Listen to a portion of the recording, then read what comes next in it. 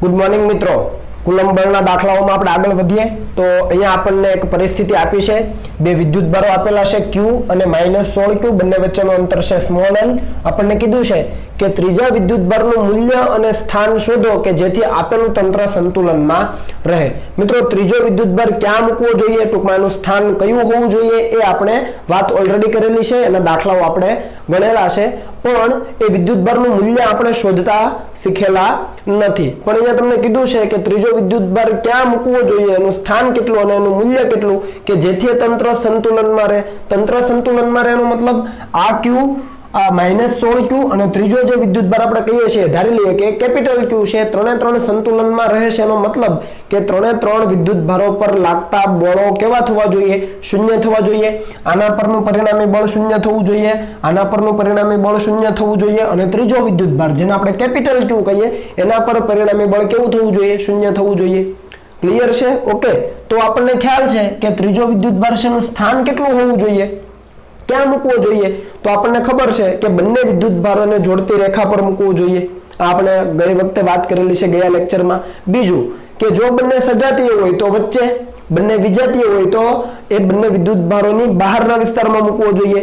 અને નાના મૂલ્યનો જે વિદ્યુત ભાર છે એની નજીક, તો અહીંયા ચેક કરીએ બંને વિદ્યુત ભારો કેવા છે, તો કે વિજાતીય છે, એટલે વિદ્યુત ભારને ક્યાં મૂકી શકાય? ત્રીજા વિદ્યુત ભારને ક્યાં તો અહીંયા અથવા અહીંયા. પણ આ બંનેમાં મૂલ્યમાં નાનું કોણ? મૂલ્યમાં તો આ Q છે, મૂલ્યમાં નાનો કહેવાય, આનું મૂલ્ય 16Q થાય, એના કરતા Q નાનો કહેવાય, તો એની નજીક પણ વિજાતીય છે એટલે બહારના વિસ્તારમાં. તો એ ત્રીજો વિદ્યુત ભાર Q આપણે અહીંયા મૂકવો પડે. આટલી વસ્તુ ક્લિયર છે સ્થાન નક્કી કરવા માટેની. ઓકે, આ સ્મોલ q વિદ્યુત ભારથી કેટલા અંતરે આપણે કહી શકીએ? તો અહીંયાથી ધારી લઈએ સ્મોલ q વિદ્યુત ભારથી ધારી લો કે x જેટલા અંતરે છે. તો -16Q થી એ કેટલું થવાનું? તો એ -16Q થી થવાનું l + x અંતર. ચાલો, આટલી વસ્તુ ક્લિયર છે સ્થાન નક્કી કરવા માટે, તો ઈઝી છે. તો સ્ટેપ 1 અહીંયા લખ્યું છે કે Q નું સંતુલન વિચારો. આ જે ત્રીજો વિદ્યુત ભાર છે એનું સંતુલન, આના પર બળ ક્યાં લાગે? તો આ Q વડે ક્યાં લાગે? બંને પોઝિટિવ છે તો દૂરની દિશામાં લાગે. એટલે હું આ રીતે લખું કે અહીંયા F કેપિટલ Q પર સ્મોલ q વડે, કેપિટલ Q પર -16Q વડે ક્યાં લાગે? તો કે આ દિશામાં લાગે. Q પર 16Q વડે, જસ્ટ સમજ માટે. તો બંને બળો વિરુદ્ધ દિશાના છે, મૂલ્યો જો સમાન થઈ જાય તો આ ત્રીજો વિદ્યુત ભાર કેવો થઈ જાય? સંતુલનમાં થઈ જાય. ચાલો, તો સ્થાન નક્કી કરવા માટે Q નું સંતુલન વિચારીએ. તો બંને બળો સમાન મૂલ્યના, પરસ્પર વિરુદ્ધ દિશામાંના, Q પર સ્મોલ q વડે અને Q પર 16Q વડે. તો કિંમતો મૂકી દઈએ. K capital Q small q બંને વચ્ચેનું અંતર x, તો x નો વર્ગ is equal to k capital Q 16Q, મૂલ્ય જ લખવાનું છે, નિશાની અવગણવાની, ઋણ નિશાની ધ્યાનમાં લેવાની નથી. બંને વચ્ચેનું અંતર છે l + x અને એનો વર્ગ. ચાલો, k q કેન્સલ. અહીંયાથી આપણે વર્ગમૂળ કાઢીએ, ગઈ વખતે આપણે કરેલું જ છે. તો l + x આ છેદમાં છે, અહીંયા સ્ક્વેર સાથે આપવું પણ વર્ગમૂળ કાઢી લઉં તો l + x છેદમાં x ઇઝ ઇક્વલ ટુ, અહીંયા 16 બચે પણ એનું વર્ગમૂળ 4 થાય. ઓકે, l + x નો વર્ગ આ બાજુ છેદમાં x સ્ક્વેર, વર્ગમૂળ કાઢો એટલે l + x છેદમાં x બચે, અહીંયા 16 નું વર્ગમૂળ 4. તો આ ગુણાકાર કરો એટલે 4x is equal to l + x. તો x ની કિંમત તમને કેટલી મળી જશે મિત્રો? અહીંયા x આ બાજુ બાદ થાય તો 3x is equal to l, તો x is equal to l/3. આ તમને અંતર મળી જાય છે. નાના મૂલ્યનો જે વિદ્યુત ભાર છે, ટૂંકમાં સ્મોલ q વિદ્યુત ભાર છે, ત્યાંથી l/3 અંતરે આ કેપિટલ Q ત્રીજા વિદ્યુત ભારને મૂકવો જોઈએ. તો અહીંયા લખી દઈએ કે આ Q થી અંતર છે, સ્મોલ q થી. તમને એવું પૂછેલું હોય કે ભાઈ મોટા મૂલ્યના વિદ્યુત ભારથી -16Q થી કેટલું અંતર? તો l + l/3 અંતરે. ક્લિયર? તો આ તો આપણે ઇઝીલી ફાઇન્ડ કરતા જ હતા, આ આપણને આવડે છે. બીજું આપણને કીધું છે ત્રીજા વિદ્યુત ભારનું મૂલ્ય કેટલું હોવું જોઈએ, ત્રીજો વિદ્યુત ભાર કેટલા મૂલ્યનું હોવું જોઈએ, સાથે સાથે પોઝિટિવ હશે કે નેગેટિવ એ પણ નક્કી કરવાનું છે મિત્રો. તો સ્ટેપ 2 છે કે Q સિવાય, આ કેપિટલ Q સિવાયના વિદ્યુત ભાર, આ Q અને -16Q એ વિદ્યુત ભારનું સંતુલન વિચારો અને લોજિક પરથી Q ની સંજ્ઞા અને મૂલ્ય નક્કી કરો. આપણને મૂલ્ય પણ જોઈએ છે, સંજ્ઞા પણ જોઈએ છે. ધ્યાન આપો. ધારી લો કે આપણે આને પોઝિટિવ લઈએ, સપોઝ, ધ્યાન આપો, પોઝિટિવ લઈએ તો હવે આ બંનેમાંથી કોઈ એકનું સંતુલન વિચારીએ, સપોઝ આનું. તો આના ઉપર આના વડે કેટલું બળ લાગે? સ્મોલ q પર કેપિટલ Q વડે કઈ દિશામાં બળ લાગે?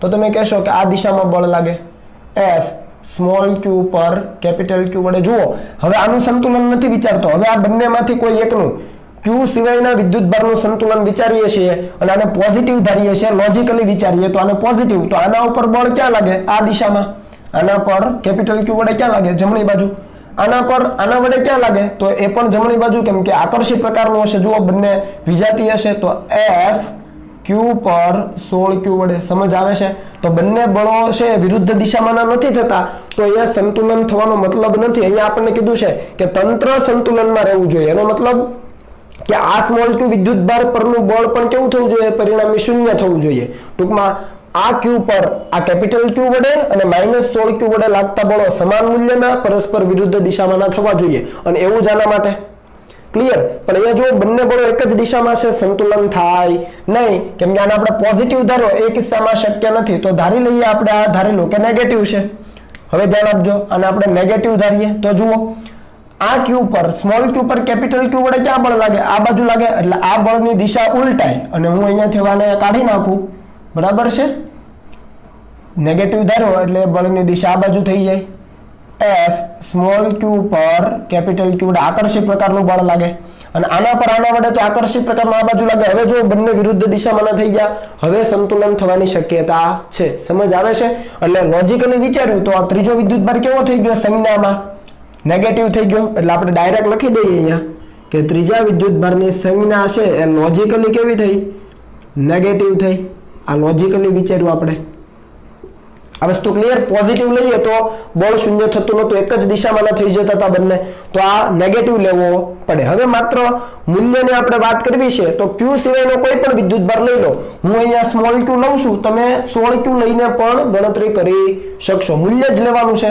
ખ્યાલ આવે છે માઇનસ નથી ગણવાના આપણે મૂલ્યની જ વાત કરીએ તો આનું આપણે સંતુલન વિચારીએ તો જુઓ શું આવે તો આ બંને બળો સમાન મૂલ્યના પરસ્પર વિરુદ્ધ દિશામાં એટલે કે ક્યુ પર કેપિટલ ક્યુ વડે લાગતું બળ અને ક્યુ પર 16 ક્યુ વડે લાગતું બળ સમાન મૂલ્યનું અને પરસ્પર વિરુદ્ધ દિશામાંનું તો છે જ તમે 16 ક્યુ લઈને પણ કરી શકો 16 ક્યુ ઉપર વિચારો આના પર આના વડે ક્યાં બળ લાગે તો કે વિરુદ્ધ દિશામાં બંને નેગેટિવ છે તો આ દિશામાં આના ઉપર આના વડે ક્યાં લાગે તો કે આ દિશામાં આકર્ષી પ્રકારનું વિજાતી હશે તો આકર્ષી તો એક બળ આમ બીજું બળ આમ તો સંતુલન થઈ શકે એ તમે કરજો આની આ રીતે પણ જવાબ આવશે પહેલી રીતે પણ જવાબ આવશે ચાલો મૂકો કિંમત શું છે જુઓ કે સ્મોલ ક્યુ કેપિટલ ક્યુ બંને વચ્ચેનું અંતર કેટલું તો કે બંને વચ્ચેનું અંતર છે x પણ x નો વર્ગ ઇઝ ઇક્વલ ટુ અહીંયા આવશે કે ક્યુ 16 ક્યુ જોજો બંને સ્મોલ ક્યુ છે છેદમાં બંને વચ્ચેનું અંતર કેટલું ક્યુ અને 16 ક્યુ વચ્ચેનું અંતર કેટલું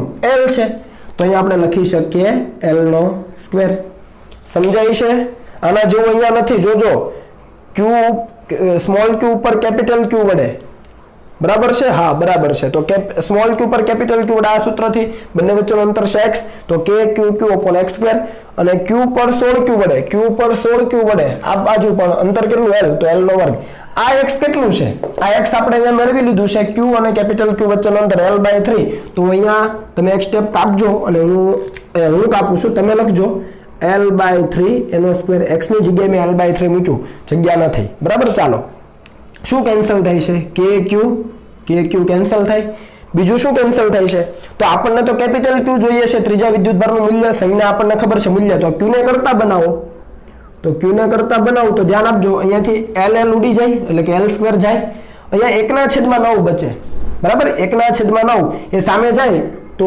16 Q તો છે જ ઉપર અને 1/9 અહીંયા નીચે છે અહીંયા જ ગુણાય તો 9 જતા રહે સમજ આવે છે l સ્ક્વેર ઉડી જાય 1/9 વધે અહીંયા ગુણાકારમાં જાય તો 1/9 તો 1/9 છે જ અને 16 Q તો હતા જ કેપિટલ Q આપણને જોઈએ છે તો આ મૂલ્ય મળી ગયું જો 16 Q/9 તમને ડાયરેક્ટ એવું પૂછવું હોય કે Q છે સંજ્ઞા સાથે કેટલો તો આપણે કહી શકીએ કે પોતે એક તો નેગેટિવ પણ છે એનું મૂલ્ય છે 16 Q/9 એનો મતલબ કે ત્રીજો વિદ્યુતભાર છે એ નેગેટિવ હોવો જોઈએ અને 16 Q/9 મૂલ્યનો હોય અને એને જો સ્મોલ q વિદ્યુતભારથી ડાબી બાજુ x જેટલા અંતરે મૂકીએ તો આખું તંત્ર છે સંતુલનમાં રહે એનો મતલબ કે આના પરનું પરિણામી બળ શૂન્ય આના પરનું પણ શૂન્ય અને આના પરનું મેં તમને કીધું ટ્રાય કરજો આના પર કેપિટલ Q વડે અને આના પર સ્મોલ q વડે બંને બળોના મૂલ્યો સમાન દિશા પરસ્પર વિરુદ્ધ જવાબ આ જ આવશે ક્લિયર છે?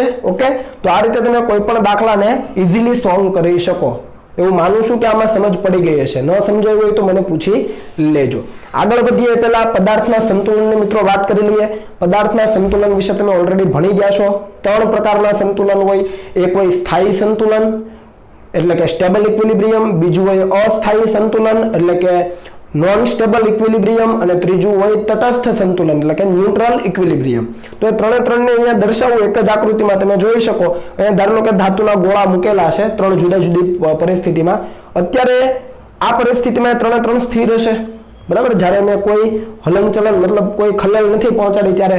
હવે આને સહેજ એવું સ્થાનાંતર કરાવું છું એટલે કે હું અહીંયા લખું ખસેડો, જમણી બાજુ સહેજ ખસેડ્યું, આને પણ જમણી બાજુ એટલે કે ઉપર બાજુ સહેજ ખસેડ્યું, અને આને પણ આ બાજુ આપણે ખસેડીએ.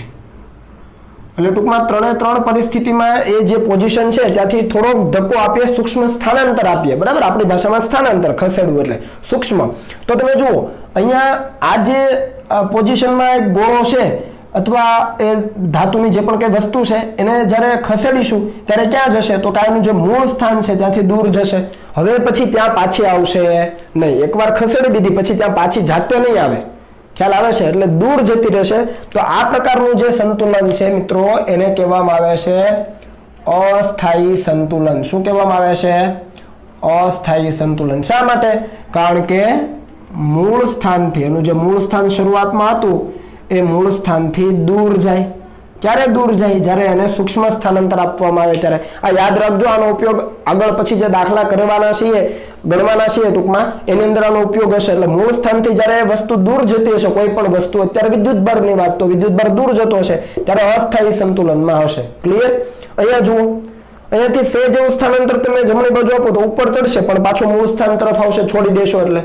એવી જ રીતે આ બાજુ તમે ધારો કે સહેજ સ્થાનાંતર આપી દો તો શું થાય? મૂકી દો એટલે પાછો મૂળ સ્થાન તરફ આવે. તો આવું જે સંતુલન છે એને કહેવામાં આવે છે મિત્રો સ્થાયી સંતુલન. શું કહેવામાં આવે છે? સ્થાયી સંતુલન. એટલે કે અહીંયા મૂળ સ્થાનથી દૂર હતો, અહીંયા ક્યાં આવે? મૂળ સ્થાન તરફ આવે. જ્યારે તમે સ્થાનાંતર આપી દો અને સ્થાનાંતર આપીને છોડી દો ત્યારે વસ્તુ પોતાના મૂળ સ્થાન તરફ આવે તો એને કહેવાય સ્થાયી સંતુલન. બરાબર. અને એવી જ રીતે અહીંયા વિચારો, આ જે રસ્તો છે જો જમણી બાજુ અનંત સુધી છે એવું માની લો, તો આને તમે ખસેડો તો એ મૂળ સ્થાનથી જુઓ સતત ને સતત દૂર જાય છે. ખ્યાલ આવે છે? પણ આના માટે આપણે એવું કહી શકીએ કે ભાઈ આના જેવી કોઈ પરિસ્થિતિ નથી. અહીંયા 1 અને 2 જે બે પરિસ્થિતિ લીધી એવી અહીંયા નથી. કોન્સ્ટન્ટ એ ચાલ્યા જ કરશે, કઈ રોકાશે નહીં. બરાબર છે? અહીંયા તો એ રોકાઈ જાય, અહીંયા પણ એવું બને, પણ અહીંયા એ રોકાશે નહીં. આને કહેવાય તટસ્થ સંતુલન. શું કહેવાય? તટસ્થ સંતુલન. ઓકે, એ અનંત સુધી ચાલ્યા જ કરશે જ્યાં સુધી તમે એને રોકશો નહીં. આ ચાલ્યા જ કરશે, અહીંયા એવું નથી, અહીંયા એ ચાલ્યા જ કરશે જ્યાં સુધી એના માર્ગમાં કોઈ અડચણ ન આવે. તો આ છે તટસ્થ સંતુલન. તો તમને અસ્થાયી સંતુલન અને સ્થાયી સંતુલન ખાસ સમજવાનું છે. ફરીથી એ બંને રિપીટ કરી દઉં, આની કંઈ ખાસ જરૂર પડતી નથી. આ બંનેની જરૂર પડે છે. પદાર્થને મૂળ સ્થાનથી તમે ખસેડો છો, સૂક્ષ્મ સ્થાનાંતર આપો છો તો મૂળ સ્થાનથી સતત દૂર જાય તો એને કહેવાય અસ્થાયી સંતુલન. ક્લિયર? અને અહીંયા તમે જુઓ સહેજ ઉપર તરફ લાવીને છોડી દઈએ, સૂક્ષ્મ સ્થાનાંતર આપીને છોડી દઈએ તો એ પાછું આવે. બરાબર? આવું તમે સરળ આવર્ત ગતિમાં ભણ્યા છો. અહીંયા સરળ આવર્ત ગતિ કરે, પેલો ગેલિલિયોનો પ્રયોગ પણ ભણેલા છો તમે. તો જ્યારે એને મૂળ સ્થાનથી થોડુંક દૂર લઈ જઈને, સહેજ દૂર લઈ જઈને છોડી દેવામાં આવે ત્યારે મૂળ સ્થાન તરફ પદાર્થ પાછો આવે તો એવા સંતુલનને કહેવાય એનું સ્થાયી સંતુલન. SHM કરે ને? બરાબર? તો આ બંને વસ્તુ ખાસ યાદ રાખજો. અને હવે તમે મિત્રો આનો કોપી કરી લો, ત્યાર પછી આપણે આગળ આના આધારિત દાખલાઓ ગણવાના છે, સંતુલન આધારિત. ઓકે,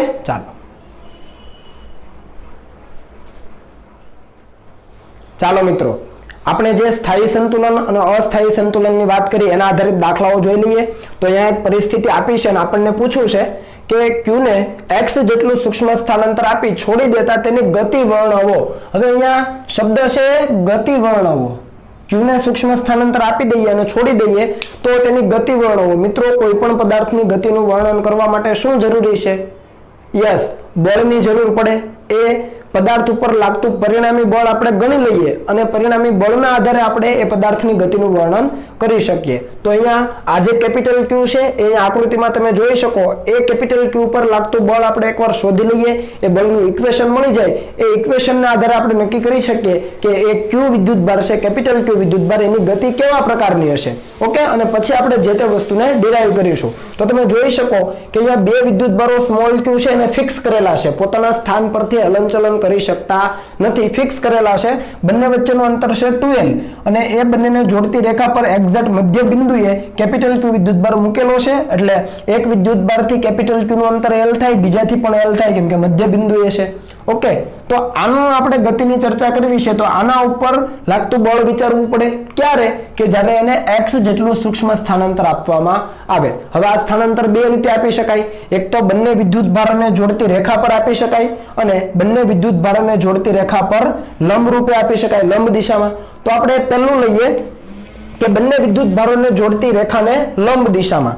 તો જુઓ કે લંબ દિશામાં આ q વિદ્યુતભારને સ્થાનાંતર આપીએ, ધ્યાન આપજો. સપોઝ કે આ સ્થાનાંતર આપણે આપીએ છીએ x જેટલું છે, સૂક્ષ્મ પણ હું અહીંયા તમારી સમજ માટે મોટું દર્શાવું છું. x જેટલું સ્થાનાંતર આપ્યું અને વિદ્યુતભારને આપણે આ બિંદુ પાસે લઈ આવ્યા. ધારો લો કે અહીંયા આવી જાય છે q વિદ્યુતભાર, બરાબર. એટલે ઉપર તરફ સ્થાનાંતર આપીએ છીએ બંને વિદ્યુતભારોને જોડતી રેખાને લંબ દિશામાં. ક્લિયર? તો આના ઉપર લાગતો આ બિંદુ પાસે બળ કેટલું હોય તો આપણે સમજી શકીએ કે જુઓ બંને વિદ્યુતભારોને જોડતી પહેલા રેખા લઈ લઈએ. આ બંને વિદ્યુતભારોને જોડતી રેખા પર દૂરની દિશામાં કેટલું બળ લાગે તો F કેપિટલ Q પર સ્મોલ q વડે આ દિશામાં બળ લાગે. એવી જ રીતે આ q વડે અહીંયા કેટલું બળ લાગે તો બંનેને જોડતી પહેલા રેખા લેવી પડે. આ બંનેને જોડતી રેખા અને બંનેને જોડતી રેખા પર દૂરની દિશામાં બળ લાગે કેટલું તો કે F કેપિટલ Q પર સ્મોલ q વડે આ રીતે બળ લાગે. ઓકે, આ અંતર સરખું જ છે, આ અંતર LL છે તો આ અંતરો પણ સરખા થાય અને એ કારણથી આ ખૂણાઓ પણ કેવા થાય? સરખા જ થાય. એ ખૂણાઓ સરખા થાય તો આના તમે x ઘટકો પાડો અને y ઘટકો પાડી શકો. આ બળનો x ઘટક આ દિશામાં, આ બળનો x ઘટક આ દિશામાં, y ઘટકો બંનેના ઉપર થાય. તો જુઓ આ અંતરો સરખા છે, ઉપર k capital Q small q, અહીંયા પણ k capital Q small q, છેદમાં આ જે અંતર છે એ પણ સમાન હોવાના. પાયથાગોરસ પ્રમેય x² + l² વર્ગમૂળમાં, બરાબર. તો આ x ઘટકો કેવા થાય? નાબૂદ થાય.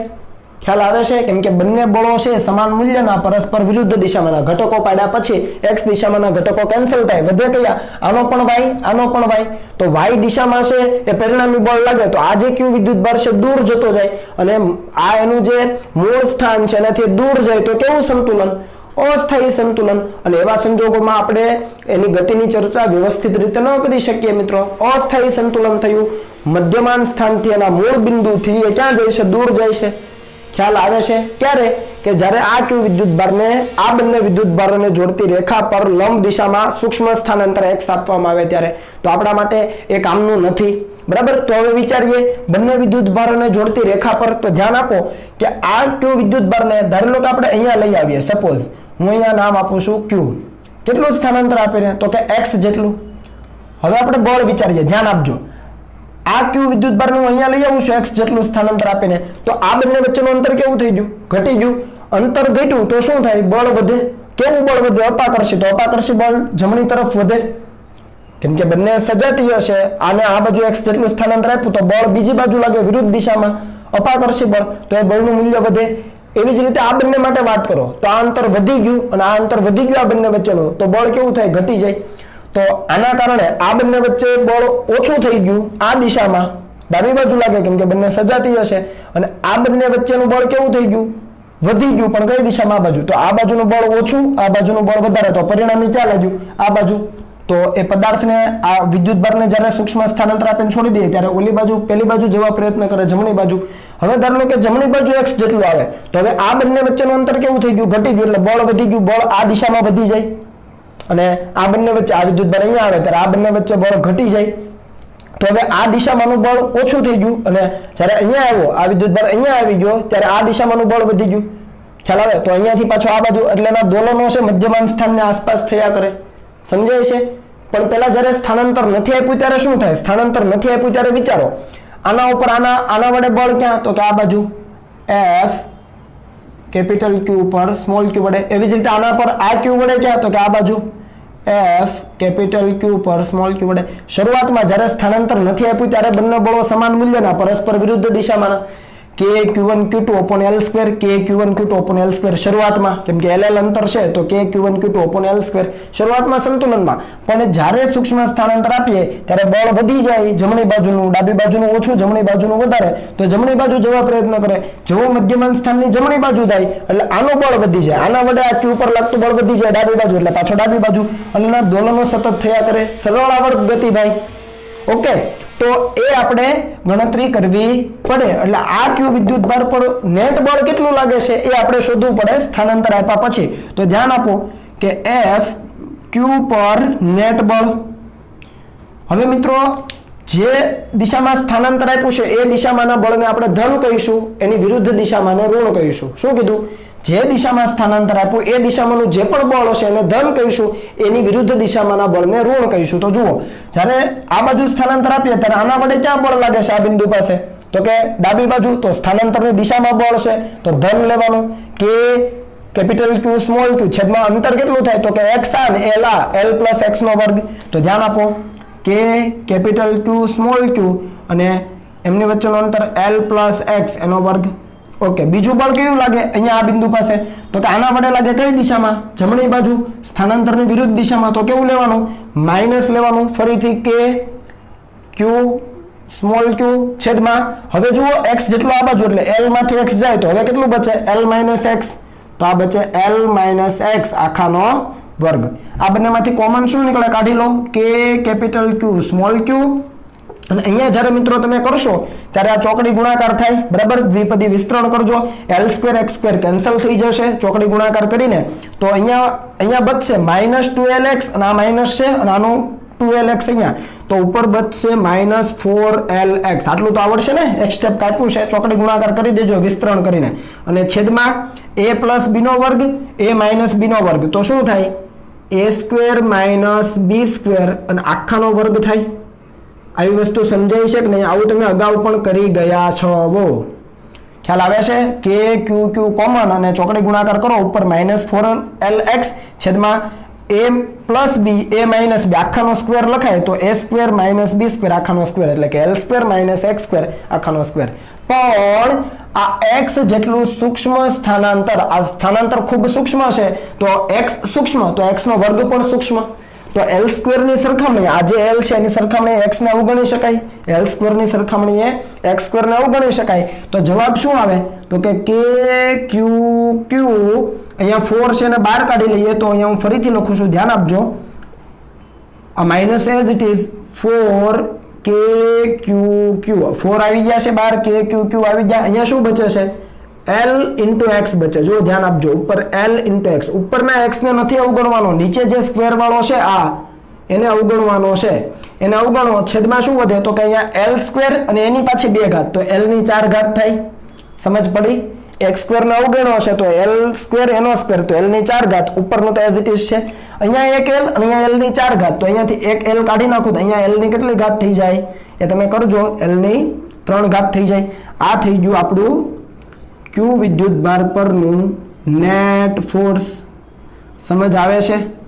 તો આ આપણને જવાબ આપણો મળી જાય. પણ તમે જરા ઇક્વેશન જુઓ પરિણામી બળનું, કોના જેવું છે, તો આ ઇક્વેશન કંઈક આના જેવું છે. તેમાં આવું લેતા હતા, F = -kx, હુકનો નિયમ લેતા હતા, સ્પ્રિંગ ફોર્સ ને એવું જ્યારે ભણતા હતા ત્યારે. અહીંયા બંને જગ્યાએ k છે તો અહીંયા k ડેશ આપી દઉં. આ k ડેશ એ કયો છે, સ્થિતિસ્થાપકતા અચળાંક છે, યાદ છે ને? સ્પ્રિંગ કોન્સ્ટન્ટ જેને કહેતા હતા, સ્પ્રિંગ અચળાંક. અને આ k કયો છે, 1/4πε0. આ કુલંબ બળનો k છે, લોચો નહીં મારતા. ખ્યાલ આવે છે? તો આ k ડેશ કયો છે, સ્પ્રિંગ ફોર્સ, સ્થિતિસ્થાપકતા અચળાંક. તો અહીંયા આવું જ્યારે સૂત્ર હોય તમે જુઓ આ બંને વસ્તુ સરખી છે. F = -kx, F = -kx. મેં k ડેશ લીધો છે તો k ડેશ ની કિંમત કેટલી, તો કે અહીંયા હું આ જે ડોટેડ લાઈન કરું છું એ k ડેશ ની કિંમત થાય. જુઓ તો આનો મતલબ શું, તો કે બળ છે એ સ્થિતિસ્થાપક પ્રકારનું છે, એટલે કે પદાર્થ કેવી ગતિ કરતો છે? સરળ આવર્ત ગતિ. અહીંયા વિદ્યુતભાર છે, વિદ્યુતભાર આ ફિક્સ વિદ્યુતભારોની વચ્ચે સરળ આવર્ત ગતિ કરે. આ વસ્તુ ક્લિયર થઈ ગઈ. ઓકે, અને સરળ આવર્ત ગતિ કરતો હોય એની ગતિ કેવી હશે? તો કે સરળ આવર્ત ગતિ. આપણે કહી શકીએ કે વિદ્યુતભાર છે એ સરળ આવર્ત ગતિ કરે. આ વસ્તુ ક્લિયર થઈ, કેમ કે આ સૂત્ર જેવું જ આ ફોર્મ્યુલા આવે છે. ઓકે, આ માઇનસ નિશાની શું કહેશે? તો કે બળ છે એ કેવા પ્રકારનું છે? એ પુનઃસ્થાપક બળ છે. ઓકે, એટલે કે જે પણ સ્થાનાંતર આપ્યું છે આપણે એનાથી વિરુદ્ધ દિશામાં બળ લાગે. સ્થાનાંતર ક્યાં આપ્યું? જુઓ આ બાજુ, તો પરિણામે આ બાજુ. કેમ કે આ બળ આના કારણે જે બળ લાગતું તે વધી જતું હતું, જ્યારે અહીંયા આવે ત્યારે આના કારણે બળ વધી જાય, એટલે જે દિશામાં સ્થાનાંતર એનાથી વિરુદ્ધ દિશામાં બળ, એટલા કારણે અને એ કારણથી માઇનસ નિશાની આવે. તો આ કે ડેશની કિંમત તમને અહીંયા આ સૂત્રથી મળી જાય સરખામણી કરવાથી. તો આવર્તકાળ કેપિટલ ટી તમે શોધી શકો. શું લેતા હતા સૂત્ર? 2 પાઈ √m બાય કે ડેશ. અહીંયા કે ડેશ આવે ને, અહીંયા મેં કે ડેશ લીધો, અહીંયા કે ડેશ આવે. ભાઈ લોચો ન થાય ને એટલે અલગ અલગ લીધા છે. આ કે કયો છે? કુલમ્બના નિયમની અંદર 1/4πε0 આવે એ છે. તો અહીંયા કે ડેશ ની કિંમત તમે આ મૂકી શકો. માઇનસ નથી લેવાનું, માઇનસ તો બંનેમાં છે. આ જે સર્કલ કરેલું છે ડોટેડ લાઈન થી મૂકી દો. એમ શું છે? આ જે વિદ્યુતભાર છે એનું દળ. સમજ આવે છે? ઓકે, તો એ તમારા ઉપર છોડું છું. આ તમારો જવાબ અહીંયા આવી ગયો. બરાબર છે? ચાલો, તો અહીંયા સંતુલન ક્યાં મળ્યું તમને? સ્થાયી સંતુલન. તો કે બંને વિદ્યુતભારોને જોડતી રેખા પર. તો જુઓ, બંને વિદ્યુતભારોને જોડતી રેખા પર સ્થાયી સંતુલન. અને જ્યારે લંબ દિશામાં લીધું ત્યારે મૂળ સ્થાનથી દૂર જ જતો હતો. તો બંને વિદ્યુતભારોને જોડતી રેખાને લંબ દિશામાં અસ્થાયી મળતું હતું. અહીંયા સ્થાયી કેમ? કારણ કે જેમ તમે અહીંયા દૂર લઈ જાઓ અને છોડી દો તો મૂળ સ્થાન તરફ જવા પ્રયત્ન કરે, એટલે સ્થાયી સંતુલન. ક્લિયર થયું? ઓકે, એના જેવો બીજો દાખલો કોપી કરેલો રકમ કે ભાઈ ક્યુ વિદ્યુતભાર છે એને x જેટલું સૂક્ષ્મ સ્થાનાંતર આપીને છોડી દઈએ તો એની ગતિનું વર્ણન કરો. ફરીથી બળ ગણવું પડે.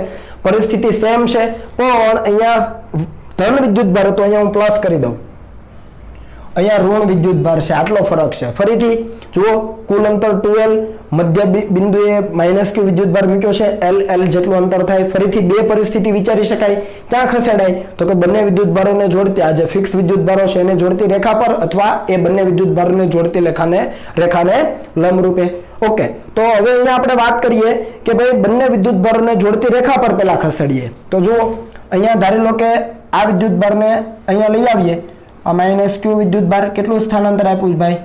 તો આપણે એને x જેટલું સૂક્ષ્મ સ્થાનાંતર આપ્યું. હવે x જેટલું સૂક્ષ્મ સ્થાનાંતર આપ્યું, જોજો આ પ્લસ આ માઇનસ, અને નજીક આવ્યો અંતર ઘટ્યું, અંતર l - x થઈ ગયું. અંતર ઘટ્યું તો બળ વધી જાય.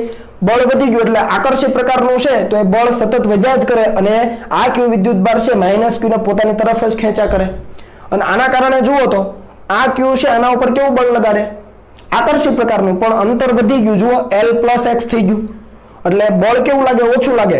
એની કમ્પેરમાં આ બંને વચ્ચેનું બળ કેવું છે? વધારે. એટલે આ -q વિદ્યુતભાર સતત ને સતત ડાબી બાજુ આવતો જાય, ટૂંકમાં આ બાજુ જતો જશે, એની પાસે આવીને બેસી ન જાય ત્યાં સુધી. તો મધ્ય આ જે મૂળ સ્થાન છે ત્યાંથી સતત દૂર ગયો. આના જેવી પરિસ્થિતિ અહીંયા નથી. જુઓ, કેમ કે વિદ્યુતભાર માઇનસ છે. હવે ખ્યાલ આવે છે? એટલે મૂળ સ્થાનથી સતત દૂર જાય તો કેવું સંતુલન? અસ્થાયી સંતુલન. તો કીધું, જુઓ, બંને વિદ્યુતભારોને જોડતી રેખા પર અસ્થાયી સંતુલન, કેમ કે સતત દૂર જાય છે, એ મૂળ સ્થાન તરફ પાછો આવતો નથી, અને એ કારણથી અસ્થાયી સંતુલન. તો હવે કયો કિસ્સો બાકી રહ્યો? તો કે બંને વિદ્યુતભારોને જોડતી રેખાને લંબ દિશામાં. તો ધ્યાન આપો, બંને વિદ્યુતભારોને જોડતી રેખાને લંબ દિશામાં વિદ્યુતભારને ધારી લો કે આપણે અહીંયા લઈ આવીએ. બરાબર? તો એ -q વિદ્યુતભારને આપણે ઉપર લઈ આવીએ છીએ. આ છે -q. તો હવે આના ઉપર બળ ક્યાં લાગે? તો વિચારો, પેલા બંને વિદ્યુતભારોને જોડતી રેખા લઈ લો. ચાલો તમે સ્કેલ થી કરજો ભાઈ. બળ આ દિશામાં લાગશે. કેટલું? તો કે f -q પર સ્મોલ q વડે. હું માઇનસ નથી લખતો, તમને ખ્યાલ જ છે. કેટલું બળ લાગે? મૂલ્ય ગણો. ચાલો, k capital q small q બંને વચ્ચેનું અંતર કેટલું? આ સ્થાનાંતર આપણે ધારી લો કે સૂક્ષ્મ આપ્યું છે x જેટલું છે. સૂક્ષ્મ પણ મેં તમારી સમજ માટે વધારે દર્શાવ્યું છે. તો આ x જેટલું છે, આ અંતર l જેટલું છે. તો l અને x આ પાયથાગોરસ પ્રમેય મુજબ કાટકોણ ત્રિકોણ બન્યો, તો આ અંતર કેટલું થાય? તો કે વર્ગમૂળમાં l² + x², પણ છેદમાં એનો સ્ક્વેર આવે અહીંયા કુલમ્બ બળમાં. તો એ સ્ક્વેર અને સ્ક્વેર રૂટ જાય તો અહીંયા વધે l² + x². આટલું મૂલ્ય થાય. સમજ આવે છે? એવી જ રીતે આ વિદ્યુતભારને લંબ દિશામાં લઈ ગયા છે x જેટલું સ્થાનાંતર આપીને. તો આના વડે આના પર કેટલું બળ લાગે? તો એક ઋણ છે, બીજો ધન છે. તો બંનેને જોડતી રેખા લઈ લો પહેલા. બરાબર, અને બંનેને જોડતી રેખા પર નીચે તરફ લાગે, આકર્ષી પ્રકારનું લાગે, બરાબર છે. તો એ બળનું મૂલ્ય પણ કેટલું, તો કે Q પર સ્મોલ q વડે, ફરીથી કે કેપિટલ Q સ્મોલ q, આ અંતર પણ L, આ અંતર x, તો આ L² x² અને એનું વર્ગમૂળ પણ સ્ક્વેર કરીએ તો L² + x². જુઓ બંને બળના મૂલ્યો કેવા છે, સમાન છે, દિશા અલગ છે પણ મૂલ્યો કેવા છે, સમાન છે. ઓકે, દિશા સમાન છે, આ અંતર L, આ અંતર પણ L, તો આ ખૂણો કેટલો હોય, થીટા, આ થીટા હોય તો આ પણ થીટા જોઈએ. ટૂંકમાં બંને છે એ ખૂણાઓ એક સમાન હોય, ખૂણા એક સમાન છે તો આ બંને બળોના ઘટકો પડાય. કયા ઘટકો પડે, તો કે x ઘટકો અને y ઘટકો. તો x ઘટકો છે એ તમે જોઈ શકો એ મુજબ ખૂણા સમાન છે તો x ઘટકો સમાન મૂલ્ય તો છે જ, દિશા પરસ્પર વિરુદ્ધ છે આકૃતિમાં, તો x ઘટકો કેવા થાય, નાબૂદ થાય. વધે કયા ઘટકો, તો કે માત્ર y ઘટકો. y ઘટકો આવે ક્યાં, તો કે એ આવે નીચે, કેમ કે x આ બાજુ અને આ પરિણામી સદિશ આ બાજુ છે, તો x આમ, તો y છે ક્યાં આવશે, નીચે આવશે. તો y ઘટક છે એ હું થોડો અહીંયા ડાર્ક કરું છું, તમે સ્કેલથી વ્યવસ્થિત કરજો, નીચે આવે. ચાલો, તો બંનેના x ઘટકો તો નાબૂદ થઈ ગયા, y ઘટકો છે નીચે આવે. આ ખૂણો થીટા, આ જે બળ છે એ છે, ઓ ભાઈ આ બળ છે, આ છે, ધ્યાન આપજો. તો આ બળ છે એનો આ cos ઘટક થવાનો, તો F Q cos થીટા એકનો. એવી જ રીતે બીજાનો પણ તો પ્લસ કરી શકું, F Q cos થીટા. સમજ આવે છે? આ જે બળ છે ને x ઘટકો કેન્સલ, y ઘટકો વધે, તો આ નેટ બળ છે આ થીટા, તો આ cos ઘટક એટલે FQQ નો cos ઘટક, આનો પણ cos ઘટક, બંનેના cos ઘટક પરિણામી છે. હવે જુઓ આ વિદ્યુત બળને ઉપર તરફ સ્થાનાંતર આપ્યું તો પરિણામી બળ ક્યાં આવ્યું, નીચે તરફ. જે દિશામાં સ્થાનાંતર એનાથી વિરુદ્ધમાં પરિણામી બળ, તો અને મૂળ સ્થાન તરફ આવે છે તો એ સ્થાયી સંતુલનમાં છે. બંને વિદ્યુત ભારને જોડતી રેખાને લંબ દિશામાં સ્થાયી સંતુલન. તો ફરીથી અહીંયા શું કાઉન્ટ કરી શકીએ, જેવું આપણે અહીંયા કાઉન્ટ કર્યું કે F Q પર પરિણામી બળ એટલે કે FQ નેટ, બરાબર. પણ બંને બળો છે હવે એક જ દિશામાં છે, સ્થાનાંતરની વિરુદ્ધ દિશામાં. ટૂંકમાં સ્થાનાંતર ઉપર તો બળ નીચે. આપણે કીધું તું સ્થાનાંતરની વિરુદ્ધમાં હોય એને કેવા લેવાના, માઇનસ લેવાના. અને 2 ટાઈમ છે તો ડાયરેક્ટ લખી દઉં 2 ટાઈમ F કેપિટલ Q પર સ્મોલ q વડે અને એનો cos થીટા. સમજ આવે છે? માઇનસ કેમ આવ્યા, જે દિશામાં સ્થાનાંતર એનાથી વિરુદ્ધમાં બળ છે. ચાલો મૂકી દઈએ કિંમત, તો અહીંયા -2 આનું બળનું મૂલ્ય અહીંયા લીધું છે, આપણે લખી દઈએ કે કેપિટલ Q સ્મોલ q છેદમાં L² + x² into cos theta. cos theta અહીંયા છે પાસેની બાજુના છેદમાં કર્ણ, પાસેની બાજુ x છેદમાં કર્ણ એટલે વર્ગમૂળમાં L² + x², તો અહીંયા લખી શકાય વર્ગમૂળમાં L² + x². ક્લિયર થાય છે? ચાલો, તો અહીંયા શું લખાય, -2 k q અહીંયા x ને આપણે અલગ લખીએ, છેદમાં ધ્યાન આપજો અહીંયા શું થશે, આની 1 ઘાત અને L² + x² ની હાફ ઘાત, તો 1 + હાફ, તો શું આવશે L² + x² ની 3/2. સમજ આવે છે? જુઓ, આની 1 ઘાત અને હાફ ઘાત 1 + હાફ, તો એની 3/2, બાકીનું બધું એઝ ઇટ ઇઝ. તમે અહીંયા જુઓ સ્થાનાંતર, અહીંયા જે આ કોપી હતી રકમ હતી એ જ ત્યાં કોપી છે, તો સ્થાનાંતર સૂક્ષ્મ, તો આ x² ને L² ની સરખામણી અવગણી શકાય. સમજાય છે?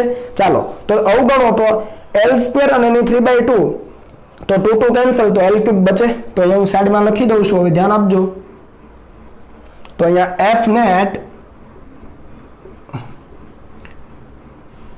FQ અને net is equal to -2 k q એ તો છે જ, x પણ છે એનું હું અલગથી થોડો લખું છું, છેદમાં x² ને અવગણવાનું છે, સૂક્ષ્મ સ્થાનાંતર છે, તો શું આવશે 2 કેન્સલ થઈ જાય, L³ થાય, તો અહીંયા થઈ ગયું L³.